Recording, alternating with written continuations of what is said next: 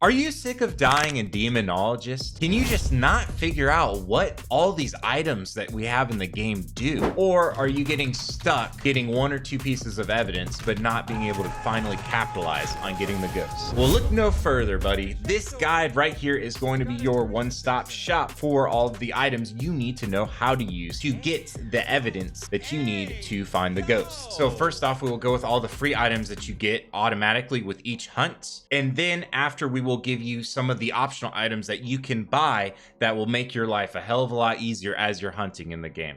First up is the flashlight. I'm not going to spend a whole lot of time on this because you guys know that obviously the flashlight provides light for you. When you equip the flashlight and you're using other equipment, the flashlight light will stay on you. And if you want to turn it off without switching back to it, all you have to do is press F. But yeah, simple as that. And without further ado, we'll jump into the real equipment, and that's going to start off with the EMF detector. The EMF detector will measure the levels of ghost interactivity throughout the map. It can bounce between 2, 3, and 4, but if it bounces to 5, then you have a true piece of evidence. This is a great tool to kind of get an idea on where the ghost is traveling throughout the map. But again, if you get 5, that is a piece of evidence that you can mark on your board. Up next is the Ecto glass. The Ecto glass is the only way you can look for ectoplasm stains. Some ghosts will leave residue that is not available to the naked eye.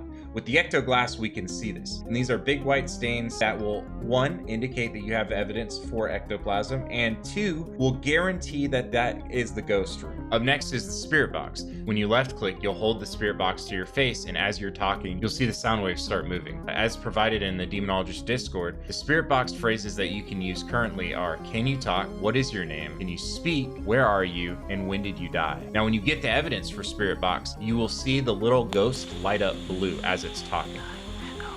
The ghost can talk without using the spirit box. So you got to keep that in mind as you're asking your questions. So always be on the lookout for that blue ghost and hearing the spirit box itself. Up next is ESG. ESG is one of the most annoying things you can look for. So if you have a ghost that you suspect might be providing the ESG evidence, sometimes it just takes a little bit. When you're doing the ESG, the best phrase to use is manifest. When you use this, it can kind of help increase the chance of doing so. Also, there's an item called the Fulu talisman that you can use that will also boost the chance of you getting this interaction. But if you get this evidence, this is exactly what it's going to look like. They'll appear right above it just like that, and there you go, you've got ESG. Up next is going to be black light. When you're looking at your black light and you hear the ghost open or close a door or even flip a light switch, you want to immediately take it out as fast as you can and check, and the fingerprints are going to look just like this. So if a ghost has touched a door or a light switch and isn't giving you fingerprints like this, more than likely you're not going to have fingerprints as evidence for the ghost. And here is the canvas, the most frustrating piece of evidence you are ever going to look for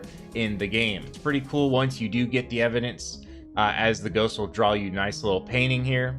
But you'll be waiting a long time. Again, some people have mentioned using the Fulu talisman and asking the ghost to paint a picture to help increase this. But honestly, you're just gonna be chilling for a little bit waiting for this one. This one typically takes the longest. You just gotta hope to God if it's a ghost that has this evidence that he's gonna do it within a good bit of time, because I've had matches where I've literally waited 10-20 minutes before I got the painting. So just something to keep in mind. So that wraps up all of the free items that you get with every hunt. Now we're going to talk about some of the optional items that you can purchase to help assist you in your hunting. One of the only tools that will save your cheeks is the Crucifix. If you have a ghost that's hunting you, you can go hide to try to save your Crucifix, but if the ghost catches you, it will burn the Crucifix, therefore saving you from a death. You get your Crucifix burned, I would immediately run back to the tent and grab another one if you have another one. The next tool we have is the Thermometer. Thermometer is great for going throughout the map to find the ghost room. You can look around, and as you see immediately, once I came up on the ghost room here,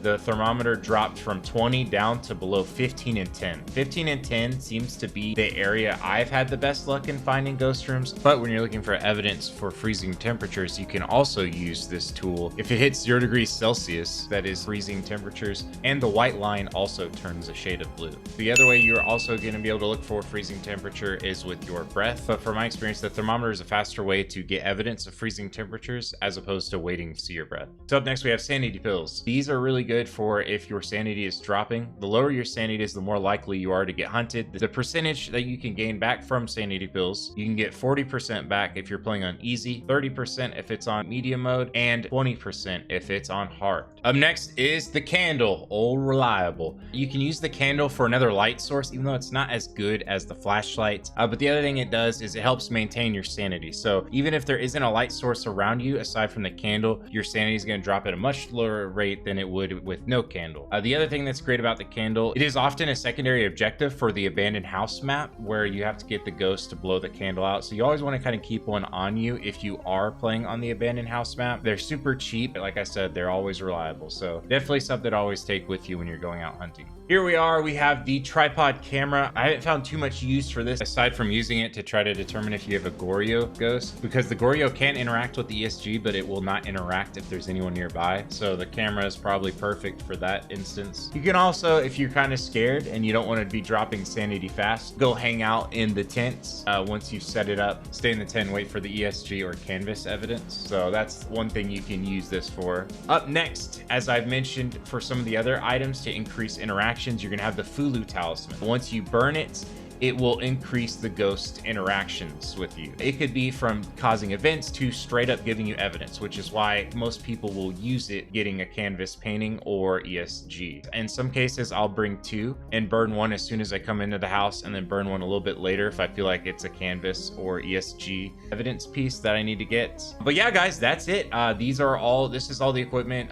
There is a photo camera. I personally haven't found any use for it yet. Maybe later on there'll be ghosts that'll be added that you can use it for. So if you guys know what the photo camera is good for, aside from just taking an unlimited amount of pictures, let me know. But that's all the items right now that you need to know how to use. I hope you guys enjoyed this guide. I hope this guide helps you out. If you did like the guide, drop a like down below. Subscribe to my channel if you're a Demonologist fan, because I do quite a bit on this channel for the game. Other than that, guys, I hope you guys have a great day. Take care.